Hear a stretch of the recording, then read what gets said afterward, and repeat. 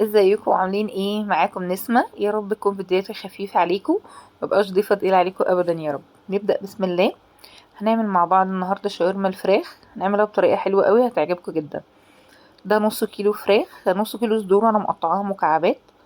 طبعا بعد ما اتغسلت كويس جدا بملح وليمون واتنقعت في ميه شوية، بعدين اتصفت كويس جدا واتقطعت مكعبات زي ما انتي شايفاها كده. تمام. خضار هنخليه على جنب، هنرجع له تاني. وبعد كده نشوف التوابل بتاعتنا ايه هي.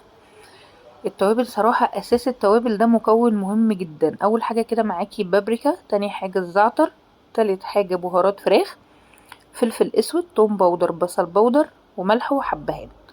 تمام. هو الاساس صراحة في الوصفة دي هو الزعتر بيدي ريحة حلوة جدا يا جماعة للشاورما، جربوها تعجبكم جدا.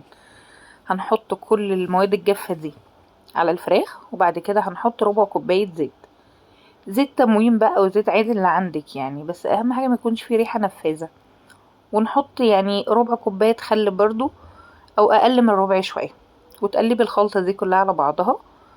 عايزة تحطي زيت زيتون حطي، عايزة تحطي زيت عادي حطي، بس ما تحطيش اي حاجة تاني. هي كده حلوة قوي. تقلبيها كويس جدا في بعض عشان التوابل تدخل في الانسجة بتاعة الفراخ. وبعد كده هنسيبها تريح، بس طبعا تكون تجانست كلها مع بعضها. الطريقة دي حلوة قوي وهتعجبكم جدا، وطريقة وخفيفة، اكلها خفيف، وممكن الشاورما دي تدخليها في كذا حاجة، تعملي جنبها كذا حاجة يعني. هنا جبنا حلة على النار، حطينا فيها شوية زيت، يعني قولي 3 4 معالق زيت مثلا. هو انا مشكلتي ان انا يعني مش بحدد زيت بالظبط، دي مشكلة عندي معلش. هنقول معلقتين 3 زيت مش مليانين، ومعلقة سمنة.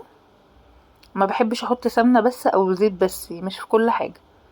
يعني بحب احط معلقة معلقتين مع بعض كده يعطلوا بعض الاتنين، لان الزيت بيدي لمعان حلو قوي. هنعمل معاها هنا ده رز بسمتي. انا كنت هعمل مكرونه بس ولادي قالوا لي لا مش عايزين مكرونه. ده نص كيلو رز بسمتي مغسول كويس جدا ومتصفي، لان طبعا الرز البسمتي انتوا فاهمين ساعات بيبقى فيه ريحه مش لطيفه. آه بس انا بجيب اللي هو الصراحه اللي هو الهندي، الهندي اللي هو الاحسن تقريبا، مش عارفه. هو نوعين يعني، في نوع غالي وفي نوع رخيص. المهم وانتي تغسليه كويس جدا بايديكي الاتنين كده تحت الميه، وتصفيه اكتر من مره لان بيبقى فيه زي مزلقه كده. هنا هنحط معلقه ملح ومعلقه كاري كبيره، بس هو ده اللي هنحطه على الرز. احنا مش بنعمل رز كبسه يا جماعه. وده عود قرفه. القرفه بتدي ريحه حلوه قوي للرز البسمتي مع الكاري كده مع التشويح. اهم حاجه بقى هنا تشوحي كده الرز، حتى الرز المصري العادي تشوحيه بس في السمنه كده او الزيت عشان الرزايه تتغلف، عشان ما تلزقش منك او تعجن. ان شاء الله يعني هيبقى معاكي زي الفل. كام تقليبه كده على النار، والنار تكون عاليه بس ايدك فيه طبعا عشان خاطر ما يلزقش منك. بعد كده تغلي ميه من الكتل عادي جدا وتحطيها. الرز البسمتي بيبقى ضعف ميه الرز العادي، يعني مش بيبقى زي المصري. المصري بتحطي كوبايتين ميه، بتحطي كوبايتين رز. بعد كده بقى لو عوزتي تزودي براحتك مفيش مشكله. لكن الرز البسمتي بتحطي الضعف. يعني انا مثلا هنا عامله كوبايتين رز بسمتي بحط 3.5 ميه. مش هقولك 4، لا خليكي 3.5 احسن، لو احتجتي بعد كده زودي، عشان برضو بيختلف على حسب نوع الرز. تمام. انا قعدت اقلب كتير قوي هنا مش عارفه ليه. ايه اللي حصل؟ الحمد لله رجعت بالسلامه. نحط الميه بقى ايه تاني؟ لا كده كتير. نحط الميه طبعا ميه مغليه. تمام. وزي ما قلنا كوبايتين رز بسمتي عليهم 3.5 ميه او 3 وربع. يعني دايما خليكي اقل سنه احسن، يعني خلي التحكم يبقى في ايدك. يعني اما انت تزودي ميه احسن ما تبقى الميه زياده مش هتعرفي تتصرفي، لكن الميه لو قليله هتعرفي تتصرفي طبعا. انك هتزودي كبشه كبشه كده. هنغطي بقى ونسيب النار عاليه شويه لحد ما يتشرب. بعد كده هنا وطينا النار وقلبناه على العين الصغيره، حطيناه على العين الصغيره. هنا دي طاسه حطي فيها بقى الشاورما. انا سبتها يعني على فكره ما كملتش 10 دقايق ربع ساعه. انت طبعا لو سبتيها ساعه مثلا هتفرق معاكي جدا، ساعتين نفس الكلام. اي فراخ كل ما بتقعد في التتبيله كل ما بيبقى طعمها احلى. دي طاسه سخنه تكوني مسخناها على النار كويس جدا، وتحطي عليها الفراخ عشان تاخد صدمه كده محترمه، عشان تنزل الميه بتاعتها. تمام.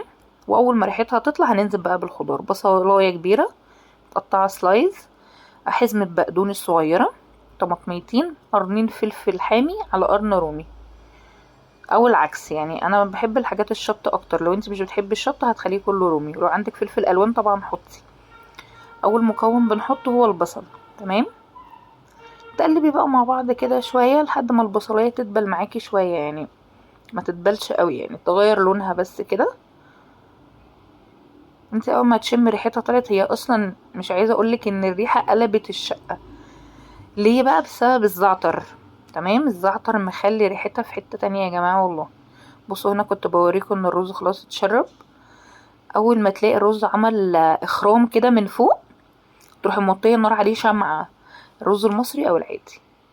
بعد كده هننزل بالفلفل، طبعا عشان الفلفل بيبقى انشف شوية من الطماطم هياخد وقت. الطماطم بنخليها هي والبقدونس اخر حاجة عشان ما تنزلش مية. بصوا يا جماعة، مش بفضل صراحة الخضار في اي حاجة يبقى مهري، يعني ولا كبدة ولا شاورما ولا سجق ولا اي حاجة. الخضار لما بيبقى فيه يعني سن التكة كده بيبقى احسن، وبيبقى لونه كمان احسن، حتى لونه في الاكل بيبقى الطف. هنا حطينا بقى بقية الطماطم وبقية البقدونس. هي كده على فكرة كانت استوت، ما بتاخدش وقت نهائي، وكل ما هتقعديها في التتبيلة اكتر كل ما مش هتاخد وقت معاكي اكتر على فكرة. بس الزعتر موديها في حتة تانية يا جماعة. انا عايزة اقول لكم ولادي دخلوا الشقة انبهروا يعني من الريحة. تمام. قلب بقى كله كويس مع بعضه، وبعد كده تدوقي بقى، شوفي لو محتاجة تزودي ملح ولا حاجة هتزودي، مش محتاجة خلاص هي كده حلوة قوي. بس هي كانت تمام يعني مش محتاجة اي حاجة. بس وزعناها كده، وبعد كده المفروض بقى ان شاء الله نغطيها ونوطي عليها النار شوية عشان ايه؟ الخضار ايه ياخد ويدي مع بعضه كده. هنا هنعمل بقى التومية. معانا هنا 4 فصوص توم كبار، معلقتين نشا، ومعانا كوباية زبادي. الإضاءة طبعا وحشة جدا بس معلش سامحوني.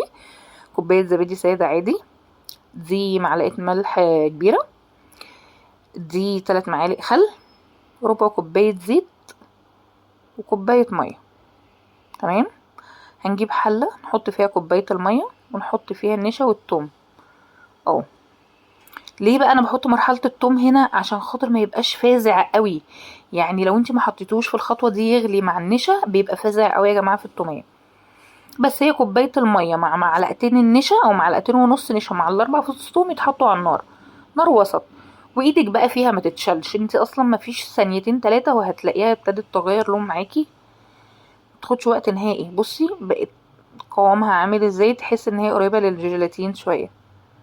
كل ما تقلبي بقى بصي لونها تحسيها بقت مادة لزجة كده، لزجة معاكي، وريحتها بتبقى غريبة شوية. ده عادي يا جماعة، النشا بس مكان مغلي مع التوم، ما تستغربيش يعني ولا تقلقي من حاجة. بس قلبي بقى كويس جدا لحد ما تتجانس مع بعض اكتر وتتقل معاكي اكتر، يعني كل ما تتقل كل ما يكون احسن. هنا بقى نشوف الشاورما. كانت خلاص على فكرة يعني تقريبا استوت.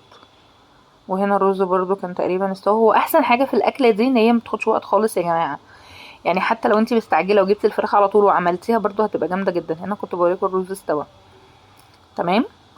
فالاكله كلها على بعضها والله مش بتاخد نص ساعه، ساعه الا ربع يا ستي، عشان ما بقاش كدابه عقبال لما تستوي. هنا بقى بعد النشا ما غلي وقوامه كده تقل شويه، حطيناه في الكبه بتاعتك طبعا الجميله، ونحط عليه بقيه المكونات اللي هو الملح والخل والزيت والزبادي. هنا نسيت حاجه احطها وهي كانت المفروض مهمه، اهي الحمد لله جبتها، اللي هي معلقتين مايونيز كبار محترمين كده، معلقتين كبار حلوين مايونيز، بس انا ما كانش عندي مايونيز فجبت الاكياس. هنا بعد ما اتضربت في الكبه، انتوا شايفين طبعا ان هي سايله. خلي بالكم التوميه لما بتقعد او بتحط في التلاجة بتمسك، يعني هي بعد شويه مش هتلاقوها زي ما هي سايله كده. فانت لما تلاقيها كده ما تقوليش لا دي غلط وترجعي تقلي او تزودي حاجه، لا خالص. هي مجرد ما هتستني عليها نص ساعه او ساعه في التلاجة خلاص كده شكرا. وهو ده الطبق النهائي في الاخر. بتروحي بقى حاطه، بس انا طبعا بحط في سيرفيس، لكن انا هنا كنت حاطه لابني بس عشان ياكل. بتفرشي بقى الرز كده في السيرفيس وبتحطي عليه الشاورما، ولو عندك بقى اي عيش ابيض بتقطعيه بقى كده مكعبات وبتروحي حاطاه ايه جنبها، وترش عليها بقى التوميه بتاعتك الجميله. واحسن فتة شاورما ممكن تاكليها بايدك وبمنتهى النظافه والشياكه، وحلوه جدا، سهله وسريعه. يا رب الفيديو يكون عجبكم، ما تنسوش تعملوا لايك وشير،